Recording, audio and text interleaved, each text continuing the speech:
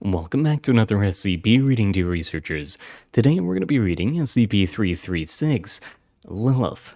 Now without further ado, item number SCP-336, object class Euclid. Special containment procedures. SCP-336 is to be provided living quarters 6 meters by 6 meters in size, maintained regularly. This maintenance, as well as all other tasks requiring direct contact with SCP-336, are to be carried out exclusively by female personnel. SCP-336 may make requests for furnishing or items. However, approval of these requests is contingent on SCP-336's cooperation with personnel and subject to the project head researcher's approval. Requests for access to anomalous or dangerous items are to be denied. A voice modulator device fitted over SCP-336's mouth is to be checked and maintained by Level 0 personnel weekly. The modulator may be unlocked with a 6-digit combination provided to personnel Level 2 and higher for the purpose of testing SCP-336. In the event of the device's failure or unintended deactivation, local lockdown procedures are to be respected until SCP-336 has been isolated. Description: SCP-336 appears to be a pale-skinned human female of otherwise Arabic or Middle Eastern descent in its late 20s. SCP-336 is 1.73 meters or 5 feet 8 inches in height and weighs 68 kilograms or 150 pounds as of its last physical. Subject requires no sleep or sustenance and does not appear to be affected by aging or sickness of any nature. The object is anatomically human with the exception of dermal irregularities along the thighs and calves, which appear structurally similar to reptilian scales. SCP-336 behaves impassively and detached with regards to human beings and demonstrates highly introverted behavior. The subject is highly intelligent and analytical, having scored in the 95th percentile or above in most intelligence tests. A noticeable improvement in attitude is observed when SCP-336 uses a mirror, as the subject has been noted to be highly narcissistic and has a tendency to spend long periods of time admiring its reflection.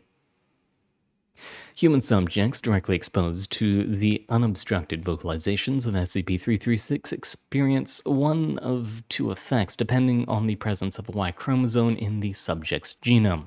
Subjects lacking a Y chromosome and possessing otherwise healthy reproductive systems will experience inexplicable infertility. The duration of this infertility varies, but is directly proportional to the length of exposure. Subjects with a Y chromosome experience a separate anomaly that presents itself after 2 to 3 hours of exposure to SCP-336's voice. During an affected subject's next regular sleep cycle, he will instead enter a coma 6 to 8 hours in duration in place of normal rest. Over the course of this coma, approximately 100 grams of non-essential tissue, typically from the subject's rib cage, will separate from the subject seamlessly and inexplicably increase in mass, forming a full-grown instance of SCP-336-1 before the subject awakens. Instances of SCP-336-1 are various adult female organisms formed from disparate anatomical elements, selected seemingly at random from 2 or more genetically unrelated vertebrates. 90% of instances incorporate elements from 2 or more of the following species: Homo sapiens, Aquila fascita, Bonnelly's eagle, Vipera amoditis, sand viper, Panthera leo persica, ascetic lion, Bos primigenus, Aurochs extinct, Equus ferus, Brzezinski, Mongolian wild horse, and an unidentified subspecies of Capra aegagrus, wild goat. Current findings suggest that the genetic makeup of the affected subject directly correlates with the composition of the corresponding instance. Research is ongoing. The majority of these hybrids are not anatomically viable and typically expire within 2 weeks. Surviving instances are irrationally violent and demonstrate no evidence of higher intelligence. SCP-336 has demonstrated mild disdain for instances of SCP-336-1 and has been reluctant to discuss both the organisms and the means of their creation. SCP-336 has been otherwise cooperative with Foundation personnel. The reason for this behavior is unknown. Addendum 336-01. Recent experimentation has identified an irregularity in the object's effects on subjects whose Y chromosome exhibits the Cohen-Model haplotype. Instances of SCP-336-01 formed from such subjects are exclusively Homo sapiens, with no hybridized anatomy.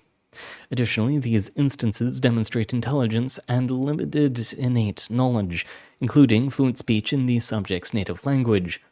2 of these instances have been retained for long-term study. You've heard about Adam and Eve. Now let me present you Adam and... it sort of died. Well, thank you very much for coming, dear researchers. It's been an honor reading for you. Good luck out there, and I've got to clean up some bodies. See ya.